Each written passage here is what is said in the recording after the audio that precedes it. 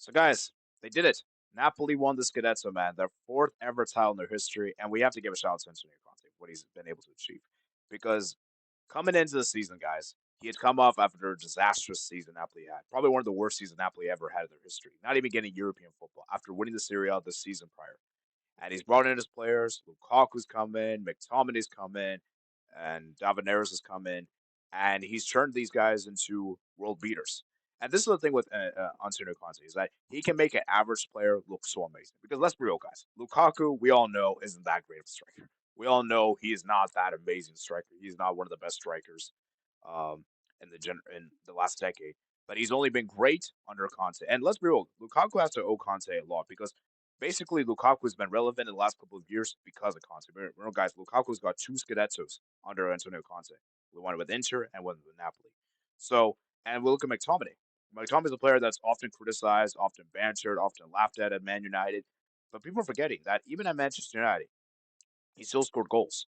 He still scored clutch goals and important goals and was just that guy. Sure, he may not have the technical ability as your other midfielders, of course, but he's got the goals. And that's goals have been very valuable for Napoli to win Scudetto, right? And it's very interesting that Lukaku and McTominay helped Napoli win the Serie A when Man United are having probably the worst season of their lives. So it's very interesting how things are like this, you know?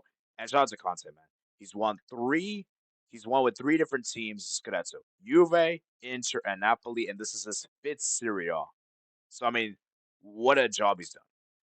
And for Napoli, as I said, this team is a far cry from the team from 2023. When you look at that team for 2023, it easily destroys this team. Like this Napoli team in 2023, it landslides this team. Osimhen is better, Kvaratskhelia is better, and we got to mention this, guys. Napoli won the Scudetto without Osimhen and Kvaratskhelia. Hey, that's commendable, man. And shout out to Kvaratskhelia, by the way. He's got two league titles in the same season. One with Serie A, of course, and the Liga Trophy, and potentially the Champions League. So for Napoli, as I said, man, you have to give full props to them for what they achieved. And for Antonio Conte, man, this shows why he's one of the best league managers of all time. Now, is he one of the best in general? No, his European failures are very bad. This guy is a flop in Europe. He's never made it past the quarterfinals of a European competition. Sorry, quarterfinals of the Champions League. But in terms of league titles, the guy rarely loses league titles. He rarely loses league titles, and you gotta give him that. Let's quickly touch upon Inter. Inter, man. Yeah, what a disappointment for Inter to not do back-to-back Scudettos. It's disappointment, and it just shows how difficult, like, how competitive the Serie A is. We haven't had a team in the 2020 era do back-to-back, which just shows how good this Serie A has been. You know, and for Inter, as I said, man, they came close, but ultimately what let them down was that they conceded so many goals in like late. They conceded a lot of late goals in matches. That's ultimately let them to cost the title. And for Inter, as I said, man, everything rests upon the Champions League final next weekend.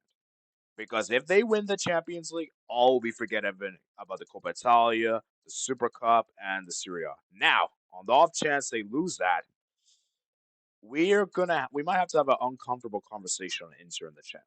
We may have to do that video.